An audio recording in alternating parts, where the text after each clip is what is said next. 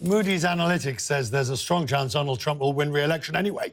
Moody's has a record as one of the most reliable forecasters in the US. It got it wrong on 2016 because of voting numbers, not the underlying thesis. Now, it uses three separate models to predict how a state will vote. It uses data on personal finance, the stock market, and unemployment. Note, policies of the candidates are irrelevant here. On each basis, it says Mr. Trump will garner enough electoral votes, not only to cross the winning line of 270 electoral votes, but onto a landslide. Dan White is head of fiscal policy research at Moody's Analytics, co-author of the report. Dan, when you did your numbers and you realized what the conclusion was, you knew this was going to be controversial. Yeah, Richard, it's always fun to walk into a room and know that you're immediately going to excite half the people and disappoint half the people. It's always a pleasure.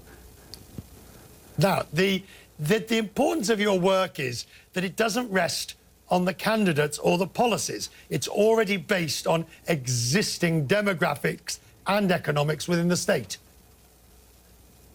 Well, yeah, it's existing demographics and economics, but it's also the forecast for economics as well. So keep in mind that this is just a forecast. All of the economic data between now and Election Day is based on a forecast. So if the economy falls further or more quickly than we think it might, then these results could certainly change. But you have factored in, for example, the China-US trade war, the effect that's having on growth, the effect, of course, of the Fed's easing of monetary policy. So how do you come to this conclusion? So, as you mentioned, we have three different models. Each of them looks at varying levels of economic forecasts based on what we think is the most likely outcome of what the economy is going to do. And the bottom line is it doesn't look like the economy can fall quickly enough to really turn the election towards Democrats. And I think that our model does a better job of some other models that are out there in doing that because, as you mentioned, it really focuses on the state-level demographics. So we look at what the difference in gas prices does to voters in North Dakota versus California. It looks at what the impact of unemployment being below the full unemployment rate in Kansas is different than the full unemployment rate in Pennsylvania. And that allows us to really not just try and predict the outcome of the election, but really focus in on which states are the most important. Right now, we look at states that President Trump won in 2016 for the first time in a very long time, like Pennsylvania, like Wisconsin, like Michigan.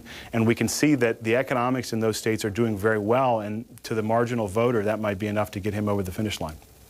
Now, you see, that's interesting because the received wisdom amongst the political elites is that it was only 100,000 votes that won President Trump the election, and it was across those three states. What you're saying is if that wisdom is true, then it's the same wisdom that could benefit him next time round. A smaller number of votes because of the economics that gets him across the line. Absolutely. And one thing that we did do differently this year than we've done in previous election cycles is we actually looked at demographics, as you mentioned, or sorry, at voter turnout. One of the things that the main reasons why we missed the 2016 election was that voter turnout patterns were very different than we had seen in previous elections, especially in those 100,000 voters that you talk about. And so when we look at those different scenarios, we see that the only way that Democrats really have a plausible way of being competitive outside of some, shock to the economy or shock to politics is to make sure that they have the better turnout in those particular states. Finally, how do you factor in the aberrant factor? I mean, the fact that this is a maverick president. Now, yes, he was maverick in the previous election, but now the US voter has seen 4 years, or will have seen 4 years, of stop, start, reverse, back, up, down, every which way and backwards policy making. The Trump way of governing, how do you factor that in? Yeah, well, we looked at a Trump ad factor, trust me, and we couldn't find anything statistically significant, unfortunately. But one way that we are able to bring that into the model is we actually include the president's approval rating in the model.